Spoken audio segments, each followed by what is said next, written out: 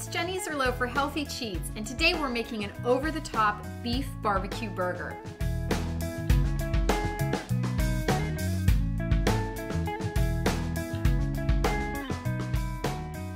So to begin with, I have some ground sirloin, and it's the healthiest way to go when you're doing ground red meat because it's a lot lower in fat. Now it can be a little tricky to find, but it's definitely worth searching for because you're cutting back so much on the saturated fat, which is the bad kind of fat, and one of the reasons why health experts tell you to go easy on the red meat. Next, I have some barbecue sauce here.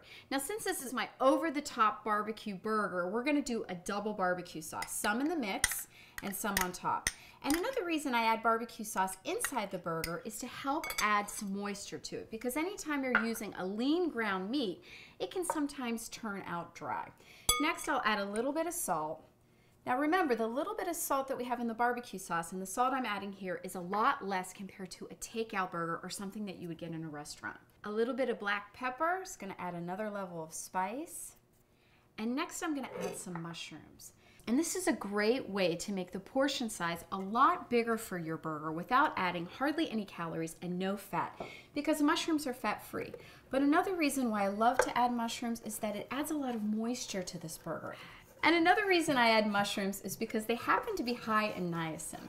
And niacin is a vitamin that actually helps to control your cholesterol, which always is a bonus point. So now that we've got barbecue, we have our mushrooms going in our burger, it's time to mix this up.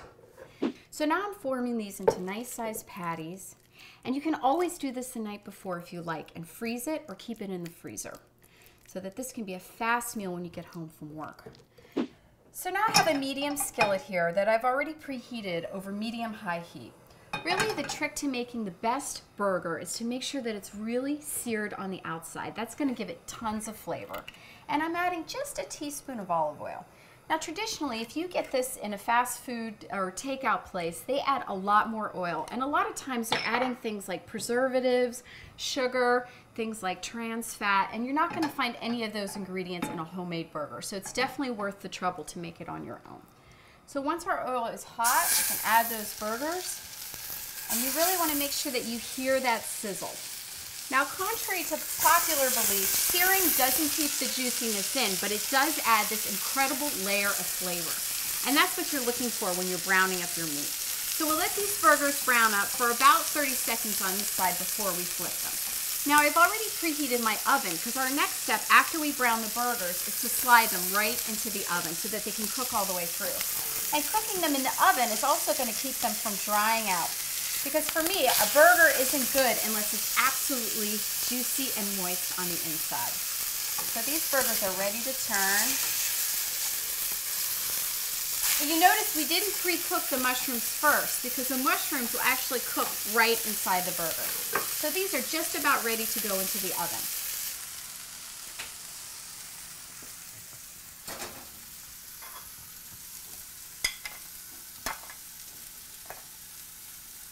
So while I was searing off the burgers, I put the buns in the oven because I love to have my buns nicely toasted before I put the burgers on top. That gives it that real gourmet bistro feel. And I have two types of bread here that I want to show you today. I've got a whole wheat Kaiser roll, which this is the toasted version down here. And the reason I went for this is a Kaiser roll is typically what you'd find if you'd order it in a French restaurant or in a fancy bistro. But this is 100% whole wheat. So we know that getting more whole grains is great for your health because it ramps up the fiber. Fiber helps you to feel fuller. Now you don't necessarily save on calories versus the white stuff, but you definitely get that added benefit of fiber, which also comes with a lot of minerals. Now I have the white version here if you've got to have the white bun, and I have a ciabatta roll. Ciabatta is an Italian bread that also gives it that sort of a gourmet flair. But the reason I picked ciabatta instead of brioche is because we're saving 150 calories by going with ciabatta.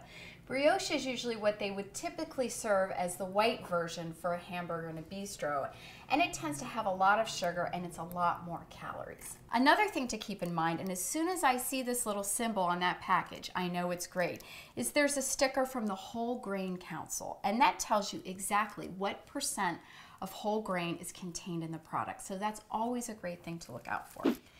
So our burgers are ready to come out. They've been baking for about 10 minutes because I like the medium rare to medium on the inside. But if you're not sure, you can always pierce them with a paring knife to be on the safe side. And they look absolutely amazing. And you'll notice that some of the barbecue sauce is actually made a sauce in the pan. You can always use that to moisten the bun when you're ready to serve these. So I'm going to go for the Kaiser roll, just because it looks like the perfect size for this little guy here. And I'll use some of that sauce. Now, since I did promise this was an over-the-top beef burger, I am going to add a little bit more barbecue sauce on top. Now, barbecue sauce is a great option because it's fat-free. Of course, it does have calories, but it's much better when in comparison to something like a slice of bacon or cheese. So I have a little bit of barbecue sauce on top. And I always look for one of my favorite gourmet types, which is Hoboken Eddie's. I'm actually from Hoboken, so I'm a big fan of his sauce. And then I'm putting some sliced romaine on here. Romaine is a great way to go when you want to top a burger because it adds not only that crunch and that coolness of lettuce, but it's also high in vitamin A content. So our burger is ready to serve. So there you have it, a better burger that any beefaholic will love. It's Jennifer Iserloh for Healthy Cheats, and I'll see you next time. I really like the comments, but I would love to get a video response. And if I use it, I'll send you a copy of my book.